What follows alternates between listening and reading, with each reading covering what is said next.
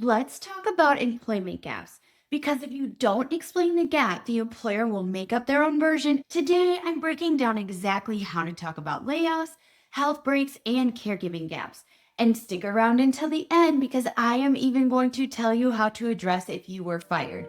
Plus, I'm going to give you copy and paste explanations for each situation that you can drop right into your resume. Hi, by the way, if we haven't met yet, I'm Kate Kirschner, a career strategist who has spent 20 years helping job seekers land meaningful employment. Consider me your new job search bestie and wig woman. Let's break down how to make sure your employment gap isn't treated like a red flag because it absolutely doesn't have to be. Addressing a gap isn't about defending yourself, it's about controlling your narrative. A clear, honest, strategic explanation builds trust and keeps you in control. We're going to start with the easiest one, layoffs, but stick with me until the end because I am also going to tell you how to manage being fired like a pro. If you were part of a reduction in force, keep the explanation short and factual. Something like laid off due to a reduction in force impacting 70% of the department. The tip here is to place your explanation strategically so the recruiter will keep reading. You want to place it as the very last sentence or two in your professional summary. That way, an employer sees context before they ever look at your dates so they don't mentally skip past you.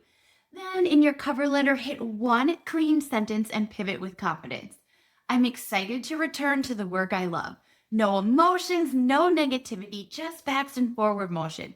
Stick with me because more copy and paste examples are coming. But first, let's talk personal or family health breaks. I want to emphasize this. You owe zero medical details. Get through this part honestly and quickly with the focus on how you're moving forward. Here is a clean, resume ready option. Navigated a personal health journey that strengthened perseverance, problem solving, and resource management skills. Fully ready to re enter the workforce with a renewed focus.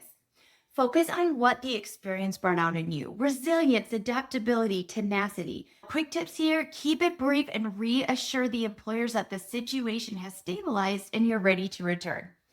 If you're job searching, you're likely in a place of cautious optimism, which is completely fair. No one can guarantee perfect health, and it's unreasonable for employers to expect that. But by sharing that things have improved enough for you to confidently re enter the workforce, you show the gap is resolved enough to move forward. Next is caregiving. If you were the primary caregiver for an ill family member, it is perfectly appropriate to list it on your resume like a role. Include the dates and give it a title like caregiver.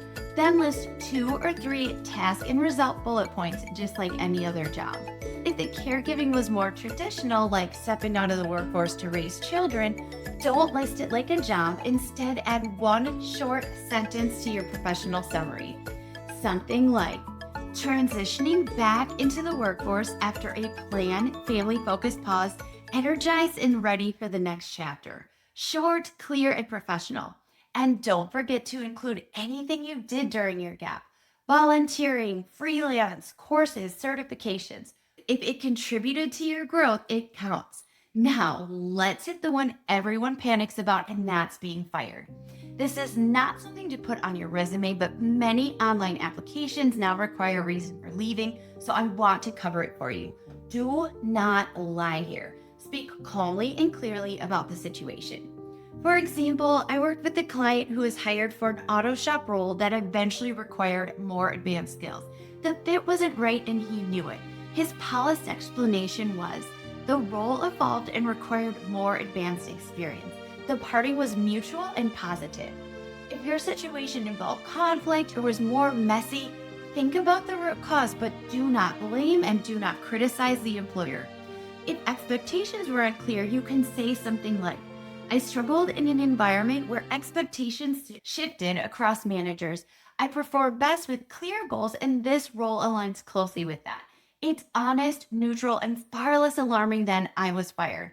Also, don't just go with the standard, it was a toxic environment, because that just throws up more red flags. Try to really assess why you left, frame it as positively as possible, make a fast mention and quick reference to the fact that the job you're looking at now seems like a job that could be a better fit. Here's the bottom line: your employment gap is not the problem, silence is. When you connect the dots clearly and confidently, you remove the mystery and show employers exactly who you are and what you bring. If you want more help with resumes, gap explanations, and all the nuance that makes employers say yes, I'm dropping the link to my online resume training in the comments. Make sure to like, subscribe, and crush that bell so you don't miss future videos that will take your job search from soul crushing to successful. Just like the career bestie that I am sending all that offer letter energy straight to you. Don't forget to like and subscribe so you don't miss a beat.